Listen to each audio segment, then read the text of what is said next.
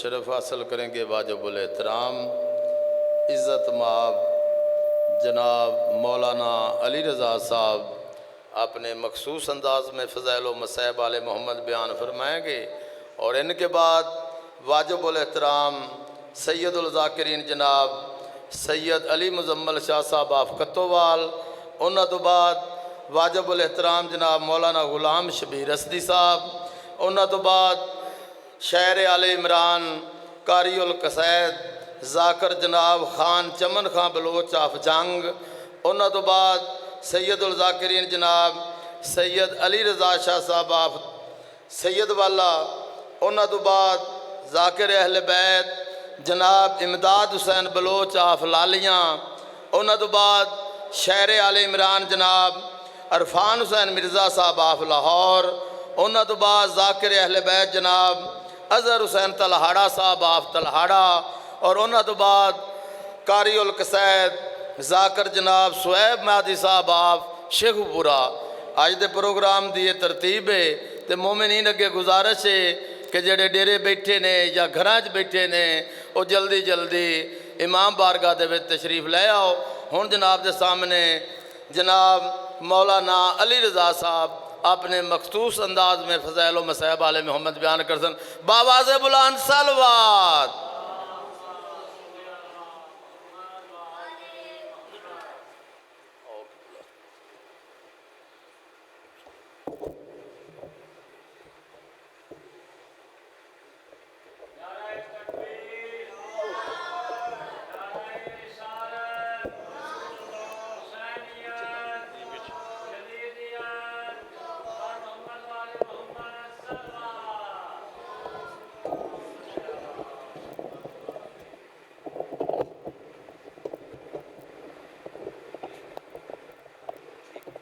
جی بس ٹھیک، جی ٹھیک۔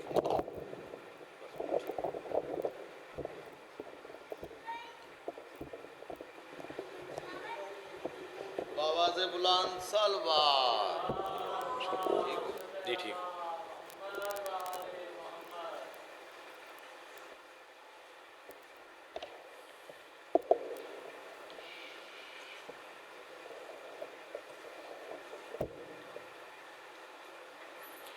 نعرہ تکبیر،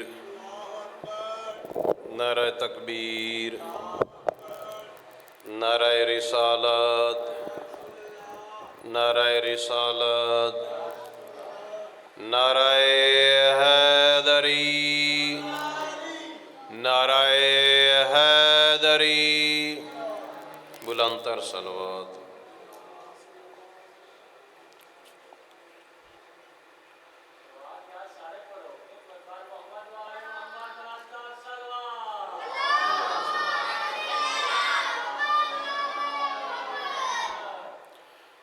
اعوذ باللہ السمیع العلیم من الشیطان اللعین الرجیم، الحمد للہ رب العالمین، والصلاة والسلام على اشرف الانبیاء والمرسلین، خیر المبشرین والمنذرین، شفیع المذنبین والمجرمین، المخاطب بطہ والیاسین، النبی المؤید والرسول المسدد ابی القاسم محمد،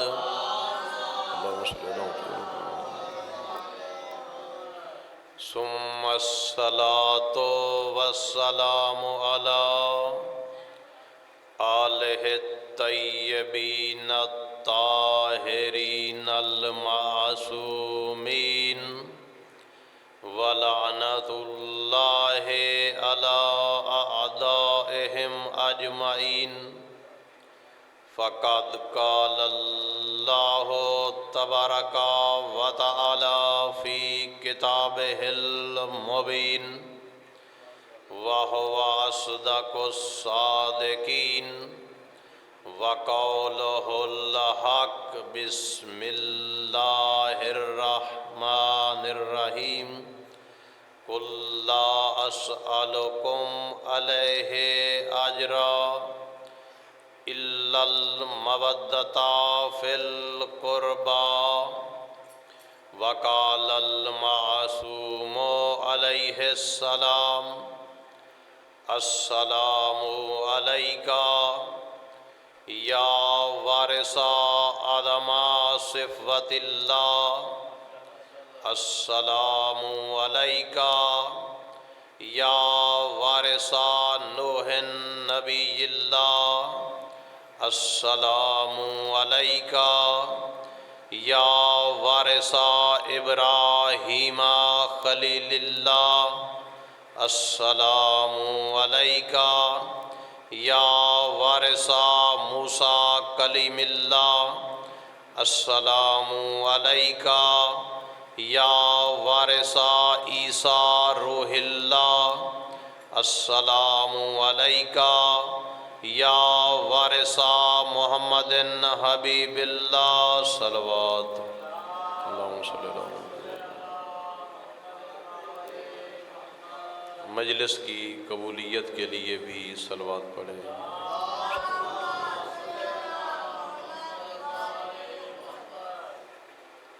بیماروں کی صحت یابی کے لیے بھی صلوات پڑھیں۔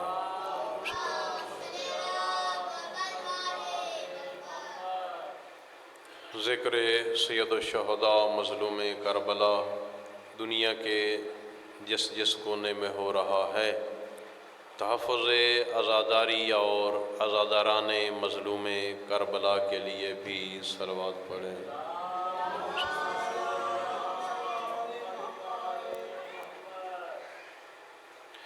عزیزان محترم، ابواب دانش پیغمبر ذی شان صلی اللہ علیہ وآلہ وسلم اور ان کی آل پاک پر درود پاک پڑھنے کی بہت زیادہ فضیلت بیان کی گئی ہے۔ یہ ایسی فضیلت اور اس کا اجر اتنا زیادہ ہے کہ انسان جو ہے وہ تصور ہی نہیں کر سکتا کہ انسان کتنی عبادت میں مصروف اور مشغول ہے۔ جس طرح کہ بیان کیا جاتا ہے، پیغمبر اسلام صلی اللہ علیہ وآلہ وسلم جب معراج پہ گئے، حضرت جبرائیل ساتھ ہیں،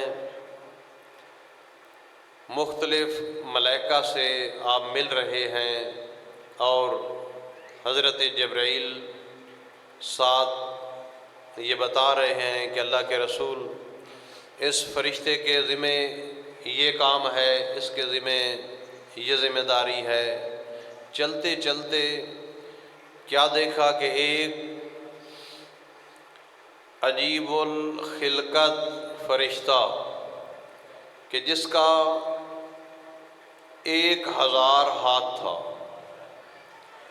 اور ہر ہاتھ کی 1000 انگلیاں تھیں۔ اب جبریل علیہ السلام پیغمبر اسلام کو بتاتے ہیں کہ اللہ کے رسول، یہ فرشتہ ان انگلیوں کے ساتھ تمام چیزوں کا حساب و کتاب اچھے طریقے سے کر لیتا ہے، کوئی مشکل پیش نہیں آتی۔ تو اس وقت پیغمبر اسلام اس سے پوچھتے ہیں کہ کیا آج تک کوئی ایسی چیز بھی ہے کہ جس کا حساب و کتاب تو ان انگلیوں سے نہ کر سکا ہو؟ تو وہ کہتا ہے کہ ہاں اللہ کے رسول، جتنے بارش کے قطرے زمین پہ گرے، چاہے وہ بیابانوں میں گرے، جنگلوں میں گرے، قبروں پہ گرے، سمندر میں گرے، تمام کا حساب و کتاب بڑی آسانی کے ساتھ میں کر لیتا ہوں، لیکن اے اللہ کے رسول مجھے قسم ہے اس خدا کی جس نے آپ کو عہدہ نبوت پر فائز کیا کہ جب تمہارے امتی ایک جگہ جمع ہوتے ہیں اور اس محفل میں تمہارا نام لیا جاتا ہے اور تمہارا نام سن کر جب محفل میں شریک لوگ آپ پر اور آپ کی آل پاک پر درود پاک بھیجتے ہیں، اس درود کا ثواب اتنا زیادہ ہوتا ہے کہ مجھ جیسا کثیر و تعداد انگلیاں رکھنے والا فرشتہ بھی وہ ثواب شمار نہیں کر سکتا۔ اللہ اکبر، یا رسول اللہ، یا علی رسول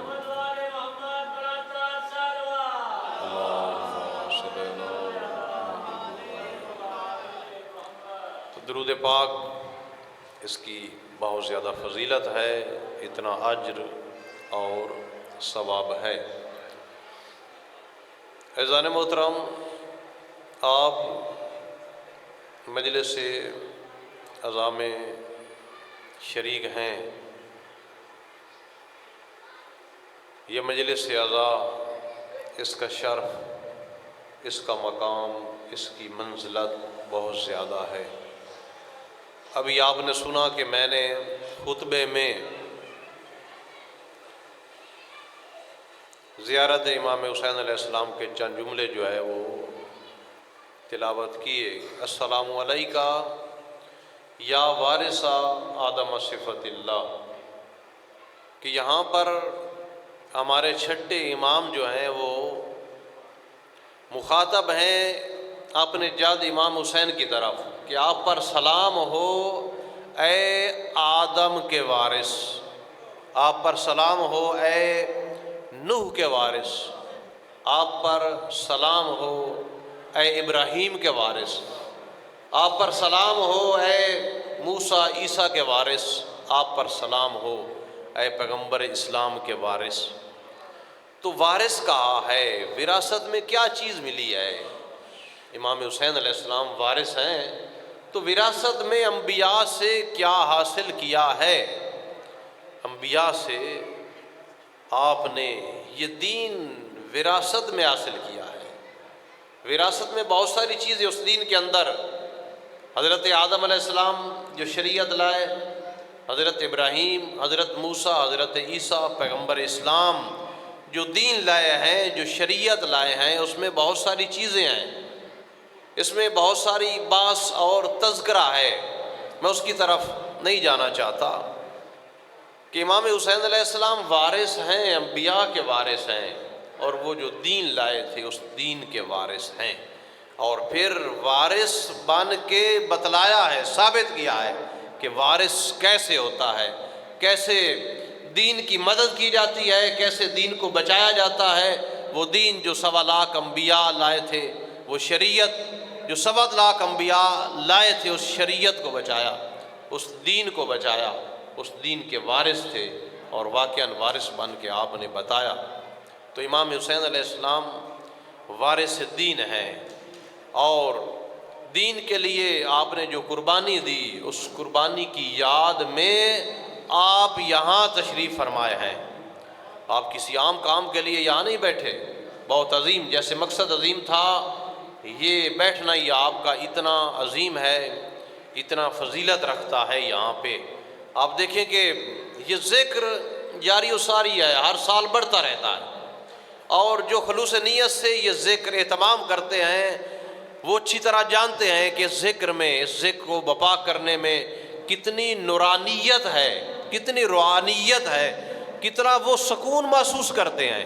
یہ اللہ کا کرم ہے، اہل بیت کا کرم ہے کہ جن کو یہ شرف حاصل ہوا ہے، یہ عام نہیں ہے۔ کھانا اور چیز ہے، کھلانا اور چیز ہے، کھانا بھی بڑا ثواب ہے، لیکن کھلانا اور اس مقصد کے لیے کھلانا یہ عظیم کام ہے۔ جو یہ کام کر رہے ہیں وہ محسوس کرتے ہیں اچھے طریقے سے، اور پھر یہی وجہ ہے کہ وہ اس کام سے پیچھے نہیں ہٹے، جتنی بھی مصروفیات ہو، جتنی مشکلات ہوں، اس کے باوجود ہر سال اس سے بڑھ کر خرچ ہوتا ہے، اور پھر مدد ہوتی ہے، اہل بیت کی طرف سے مدد ہوتی ہے، نہ کہیں کہ انسان کا اپنا کمال ہے۔ اور یہ جو کام کر رہے ہیں وہ جانتے ہیں کہ کتنی مدد جو ہے وہ غیبی مدد ہوتی ہے۔ آپ دیکھیں کہ ایک وقت تھا، پرانے وقت کی بات، اور یہ واقعہ بیان کیا جاتا ہے کہ ایک مومن تھا، اس کی بیوی بھی مومنہ تھی، بڑی خلوص نیت کے ساتھ ماہ مبارک جو ہے محرم مجلس عزا کا اہتمام کیا کرتے تھے۔ ایک سال آیا، ان کے حالات اچھے نہیں تھے، اب بڑے پریشان کہ محرم کا چاند قریب ہے، اب کیا کیا جائے، گھر میں کوئی پیسہ نہیں ہے جس کے لیے اہتمام کیا جائے، تو بڑے پریشان ہیں۔ آخر جو ہے اس کی بیوی شوہر سے کہتی ہے کہ ہمارا ایک بیٹا ہے، تو اس بیٹے کو، بیٹے کی رضامندی سے نا، ایسے نہیں ہے، بیٹا یہ سن رہا تھا کہ ماں باپ بڑے پریشان ہیں، تو بیٹے نے کہا کہ آپ مجھے بیچ دیں، اس سے رقم حاصل کر کے آپ جو ہیں وہ امام کا ذکر کریں۔ تو اس وقت باپ بھی خوش ہوا، ماں بھی خوش ہوا، حالانکہ ماں کے لیے بڑا مشکل ہے کہ بیٹا جو ہے اس کو بیچنا، تو ماں باپ نے بیٹے کی رضامندی سے اسے جو ہے وہ بیچ دیا۔ آئے بازار میں، اور وہاں پر ایک شخص دور بیٹھا ہوا تھا، گویا کہ اس کی نظر ہی ان پہ تھی، جلدی سے آگے آیا، اس نے پوچھا کہ آپ اس بیٹے کو بیچنا چاہتے ہیں؟ تو انہوں نے کہا ہاں بیچنا چاہتے ہیں۔ کتنی رقم ہے بتائی، وہ رقم وصول کی اور گھر آ گئے۔ جب گھر آئے تو محرم جو ہے اس کی یکم تھی، مجلس کا اہتمام کیا، مجلس جو ہے وہ ایک بھی ہوگی، 10 مجلسیں کروانی تھی۔ اگلے دن کیا دیکھتے ہیں کہ شام کا وقت تھا، دکل باب ہوا، دروازہ کھٹکا، بیر جب دروازہ کھولا تو وہی بیٹا، اور جو شخص لے گیا تھا وہ بھی ساتھ ہے۔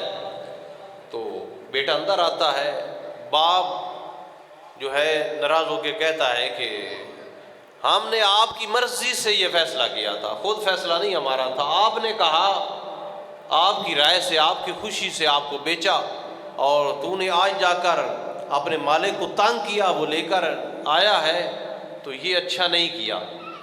جب یہ کہا تو اس وقت وہ شخص جو کھڑے تھے انہوں نے کہا کہ آپ مجھے عام انسان نہ سمجھیں، جس کے ذکر کا آپ نے اہتمام کیا ہے اسی کا مالک میں حسین ابن علی ہوں، یہ بیٹا جو خریدا ہے میں نے آپ سے خریدا ہے، اور پھر آپ کی جب میں نے خلوص دیکھا تو وہ خلوص کی قیمت آپ کو ادا کی، اور آپ ذکر ہوئی، وہ پیسے بھی رکھیں اور یہ بیٹا بھی آپ کے پاس رہے گا۔ جب انسان خلوص نیت سے یہ ارادہ کر لیتا ہے تو پھر ایک غیبی مدد ہو جاتی ہے، انسان کے تصور میں ہی نہیں کہ کہاں سے مدد ہوتی ہے۔ اور اس طرح کے بہت سارے واقعات ہیں، یہ تو ایک تھا، بہت سارے واقعات ایسے ہیں۔ تو اس ذکر کو اچھے طریقے سے جو ہے وہ انجام دینا چاہیے، خلوص نیت سے یہاں آنا چاہیے۔ یہاں فقط آپ نہیں آتے اس ذکر میں، آپ نہیں، جنات بھی، کتنے جنات مومن ہیں وہ شریک ہوتے ہیں، آسمان سے ملائکہ آتے ہیں، اور یہ واقعہ اور حدیث اور روایت اس میں کوئی شک نہیں ہے کہ یہاں مجلس عزا میں ملائکہ گروہ در گروہ آ رہے ہوتے ہیں، خداوند عالم سے اجازت طلب کر کے آ رہے ہوتے ہیں، اور پھر یہاں سے جب واپس جاتے ہیں، مجلس ختم ہوتی ہے تو آسمان کے ملائکہ ان سے پوچھتے ہیں کہ آج ہم آپ سے ایسی خوشبو محسوس کر رہے ہیں کہ پوری زندگی ایسی خوشبو نہیں آئی۔ دیکھیں کہ جنت کے اندر رہ رہے ہیں، جنت کی اپنی ایک خوشبو ہے، جنت میں بھی وہ خوشبو محسوس کرتے ہیں، اور پوچھتے ہیں ملائکہ سے کہ تم سے یہ خوشبو جو ہے یہ کیسی آ رہی ہے؟ تو یہ ملائکہ کہتے ہیں کہ ہم زمین پر گئے تھے، مجلس امام حسین علیہ السلام سے آ رہے ہیں، یہ خوشبو جو ہے مجلس امام حسین علیہ السلام کی ہے۔ تو وہ کہتے ہیں کہ ہمیں بھی اس جگہ لے جاؤ، وہاں لے چلو اس مجلس میں۔ وہ کہتے ہیں کہ آپ مجلس تو ختم ہو چکی ہے، تو وہ کہتے ہیں کہ ہمیں اس جگہ لے چلو جس جگہ وہ مجلس ہو رہی تھی وہ ملائکہ اس جگہ لاتے ہیں تو وہ اپنے پروں کو اس جگہ سے مس کرتے ہیں جہاں مجلس امام حسین علیہ السلام ہو رہی ہوتی ہے۔ تو دیکھیں اتنی مقدس جگہ ہے یہ کہ جس جگہ امام حسین علیہ السلام کا ذکر ہوتا ہے، جس جگہ اہل بیت کا ذکر ہوتا ہے، کہ ملائکہ اس جگہ سے اپنے پروں کو مس کرنے کو عظیم سعادت سمجھتے ہیں، باعث فخر شمار کرتے ہیں، اور ان کے لیے ایک یہ جگہ جو ہے باعث نجات ہوتی ہے اور ان کو معطر کر دیتی ہے، ان کے لیے خوشبو کا سبب بنتی ہے۔ صلوات پڑھیں محمد وعلی محمد۔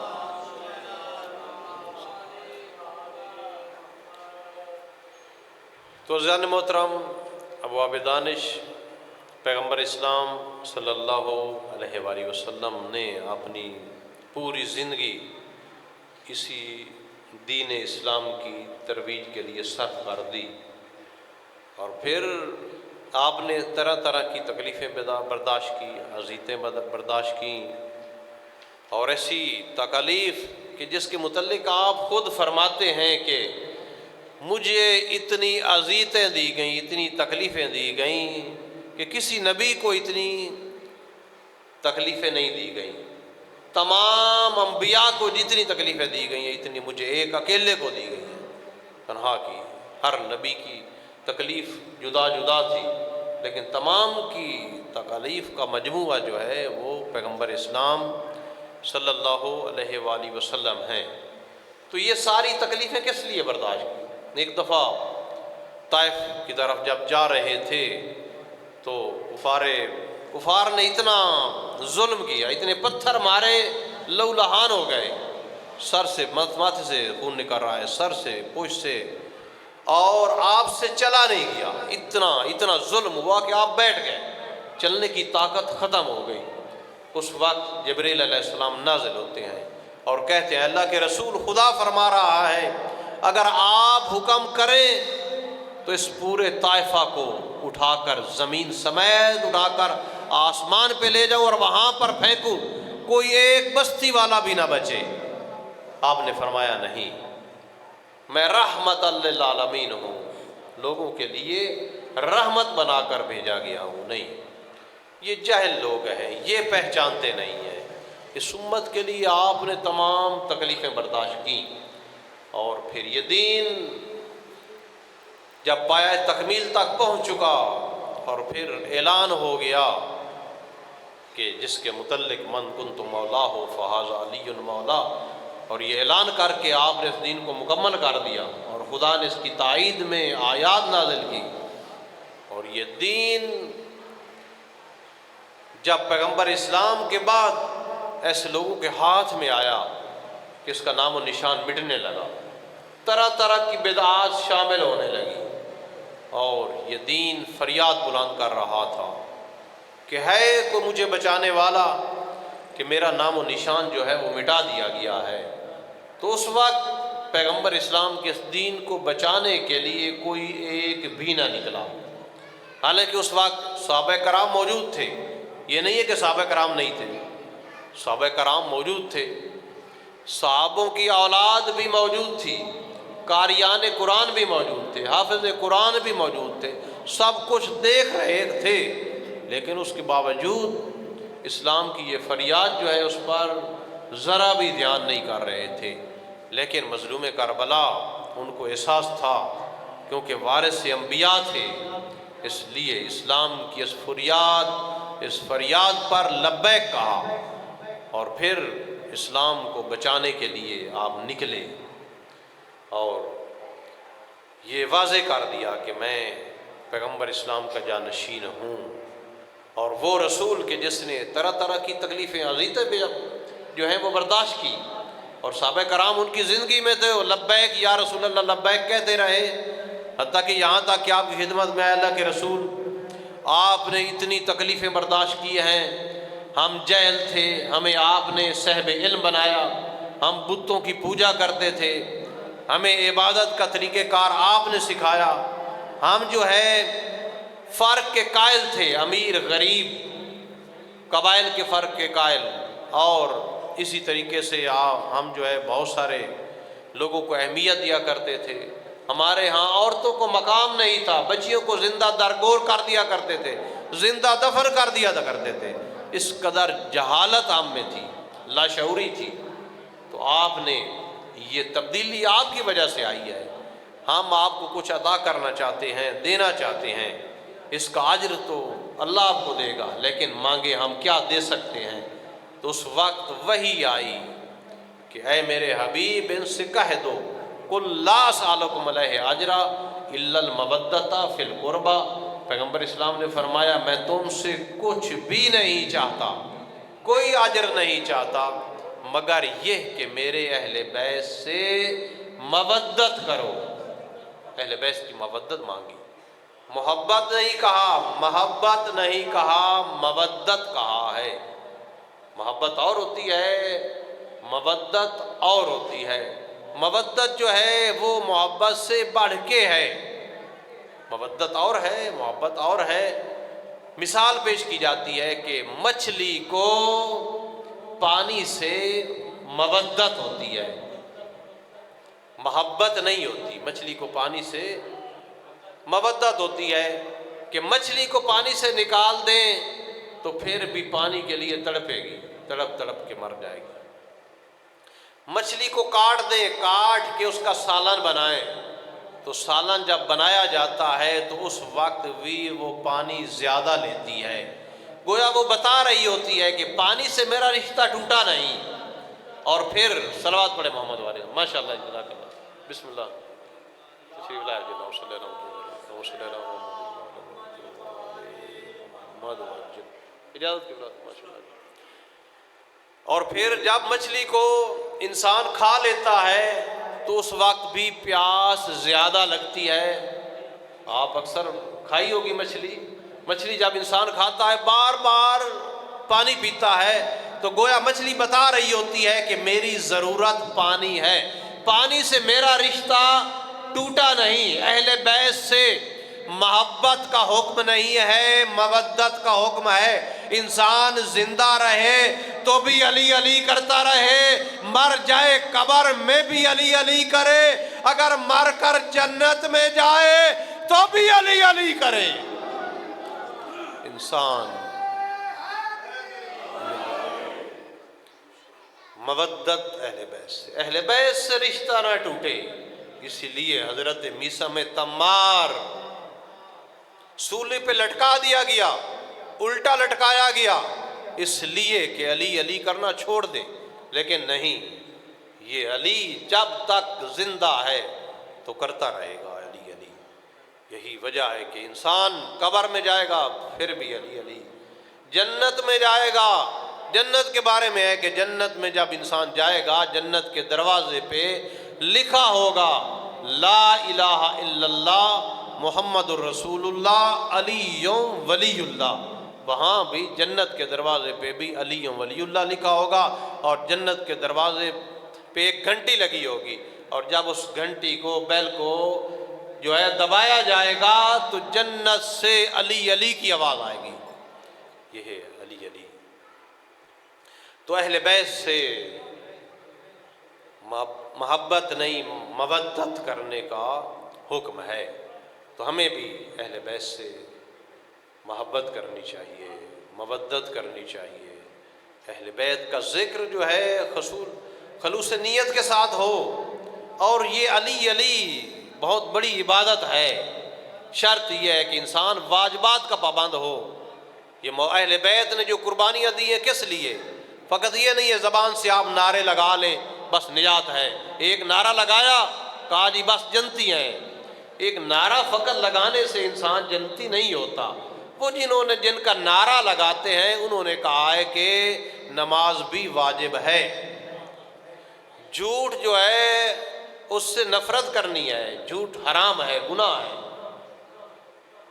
اور جھوٹ جو ہے اس کے متعلق ہے کہ تمام گناہ جو ہیں وہ ایک گھر کے اندر جو ہیں وہ جمع ہیں، اس کو تالا لگا ہوا ہے، اور ان گناہوں کی چابی جو ہے وہ جو تالا لگا ہے اس کی چابی جھوٹ ہے. جھوٹ انسان بولتا ہے تمام گناہوں سے نکل جاتے ہیں. اس لیے انسان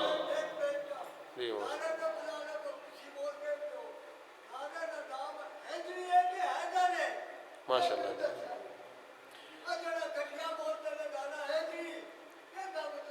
وہ نسبت کی وجہ سے کوئی غلط نہیں ہے کہ نعرہ حیدر کہیں یا حیدری کہیں. نعرہ حیدر بھی وہ حیدر اس سے مراد ہے، حیدری کہیں تو وہ بھی حیدریوں کا نعرہ حیدر ہے. کوئی مسئلہ غلط نہیں ہے، لفظ غلط نہیں ہے، حیدر کہیں یا حیدری کہیں وہ لفظ درست ہے. تو جن کا نعرہ ہم لگاتے ہیں انہوں نے کہا ہے کہ واجبات کا پابند رہیں. لہذا انسان کو چاہیے کہ اہل بیت سے محبت مودت کا معنی یہ ہے کہ انسان جو ہے وہ نمازی ہو، جھوٹ سے نفرت ہو، برائی سے نفرت ہو، واجبات کا پابند ہو تو تب فائدہ ہے. اگر انسان واجبات کا پابند نہیں ہے تو پھر اس کو کسی چیز کا فائدہ نہیں ہے. اس لیے اگر ہم چاہتے ہیں کہ ہمیں نماز کا بھی اجر ملے تو پھر ہمیں عزادار بننا پڑے گا. اگر چاہیں عزاداری کا اجر بنے تو پھر نمازی بننا پڑے گا، کیونکہ یہی نماز ہی ہے جس کے لیے ساری قربانیاں ہوئی ہیں. اس لیے تمام مومنین سے گزارش ہے کہ واجبات کو اہمیت دیں. جس طریقے سے عزاداری کو اہمیت دی جاتی ہے اس طریقے سے نماز کو بھی اہمیت دی جائے. اور پھر علی بہت بڑا ذکر ہے، جس طرح کہ پیغمبر اسلام صلی اللہ علیہ وآلہ وسلم، صلوات پڑھیں ان کی آل پہ، اللہم صلی اللہ. بس آخری واقعہ کہ پیغمبر اسلام نے خواب میں دیکھا. کسے خواب میں دیکھا؟ اپنے چچا حضرت حمزہ کو خواب میں دیکھا. تو ان سے پوچھا کہ اے میرے چچا، جنت میں سب سے زیادہ کام آنے والی چیز کیا تھی آپ کے لیے، جو آپ کو سب سے زیادہ کام آئی؟ تو اس وقت حضرت حمزہ نے کہا، اے اللہ کے رسول، تین چیزوں نے مجھے جنت میں بہت زیادہ فائدہ دیا ہے. تین چیزوں نے تین کاموں میں، آپ بھی یاد کر لیں وہ کون سے تین عظیم کام ہیں کہ جنت میں جو کام آنے والے ہیں. کہا کہ سب سے زیادہ تین کاموں نے مجھے فائدہ دیا. ان میں سے ایک پانی پلانا. حاجی آتے تھے، میں پانی پلاتا تھا ان کو. پانی پلانا، پانی پلایا کریں، بہت زیادہ حکم ہے. مجلس ہو رہی ہو، ماتمداری ہو، اس کے علاوہ کسی محفل میں ہو، گھر میں ہو، پانی جو ہے وہ پلایا کریں. بلکہ حکم ہے کہ آپ یہ موقع کسی اور کو دیا کریں. یہ ثواب پانی پلانے کا بہت زیادہ اجر ہے. اگر آپ تمام کر رہے ہیں تو ایک حکم ہے کہ ماں سے آپ خدمت نہیں لے سکتے. ماں عظیم رشتہ ہے، اس سے آپ خدمت نہیں لے سکتے. اسے نہیں کہہ سکتے یہ کرو، حکم نہیں چلا سکتے ماں پہ، یہ چیز لے آؤ، وہ چیز لے آؤ. لیکن پانی کے متعلق یہ ہے کہ پانی پی رہے ہوں تو ماں سے کہیں کہ آپ پانی میرے لیے لائیں. کیوں؟ وہ اس لیے کہ پانی پلانا ثواب ہے، تو ثواب کا موقع فراہم کر رہے ہیں، ثواب کی نیت سے کہ میں اپنی والدہ کو ثواب جو ہے وہ دلوانا چاہتا ہوں. اس نیت سے آپ جو ہے ان سے کہہ سکتے ہیں کہ آپ میرے لیے پانی لائیں. تو پانی جو ہے یہ پلانا بہت زیادہ ثواب ہے. صلوات پڑھیں محمد و آل محمد. جی بسم اللہ، ماشاء اللہ، تشریف رکھیں. تو حضرت حمزہ سے خواب میں پوچھا پیغمبر اسلام نے، تو حضرت نے فرمایا کہ تین کاموں نے مجھے جو ہے بہت زیادہ فائدہ پہنچایا ہے. ان میں سے ایک پانی پلانا. جنت میں جو زیادہ فائدہ ہے جس کام کا وہ پانی ہے. دوسرا پیغمبر اسلام صلی اللہ علیہ وآلہ وسلم اور ان کی آل پاک پر درود پاک پڑھنا، یہ دوسرا عظیم کام، جنت میں فائدہ ہے. اور تیسرا علی ابن ابی طالب علیہ السلام سے محبت، ان سے محبت کرنا، یہ عظیم تین کام جو ہیں جو جنت میں حضرت حمزہ نے بیان کیے کہ کام آنے والے ہیں، وہ تین کام ہیں: پانی پلانا، اہل بیت پیغمبر پر درود، اور علی ابن ابی طالب کی محبت. اللہم صلی اللہ محمد. تو حکم ہے کل لا اسألکم علیہ اجرا الا المودۃ فی القربی کہ میرے اہل بیت سے مودت کرو۔ تو میرے محترم پہنچ چکے ہیں، تو اہل بیت سے محبت مودت کا حکم تھا، لیکن پیغمبر اسلام کی امت نے بجائے اس کے کہ ان سے محبت کریں، ان سے مودت کریں، ایسا اجر رسالت عطا کیا کہ آپ دیکھیں تازہ چہلم امام حسین، یہ چہلم وہ چہلم تھا کہ بہن گھر نہیں گئی۔ جب آزادی ملی ہے، حضرت عالیہ کی خواہش، پہلی خواہش یہی، بھتیجا سجاد میں گھر نہیں جاؤں گی، پہلے اپنے بھیا کو روؤں گی۔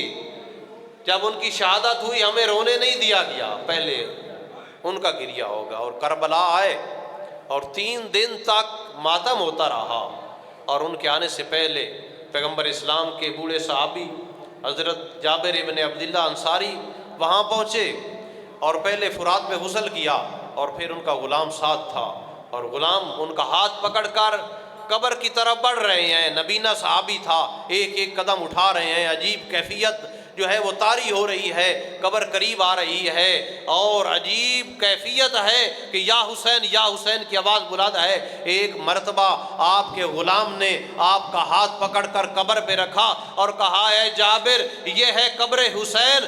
جب یہ سنا تو جابر جو ہے بے ہوش ہو گئے، اور پھر غلام نے پانی کی چھینٹوں سے جابر کو ہوش میں وہ لائے، اور جابر اس طریقے سے ہوش میں آئے، میں کہوں گا قبر حسین پر جابر بھی گرے ہیں، لیکن چند دن پہلے اسی حسین ابن علی کی میت پہ یہ لاشا تیروں اور پتھروں میں دبا ہوا تھا، ایک معصومہ بھی گری تھی۔ جابر کو تو پانی کی چھینٹوں سے ہوش آیا، معصومہ کو شمر کے تازیانوں سے ہوش ملایا گیا۔ اللہ لعنت اللہ قوم الظالمین۔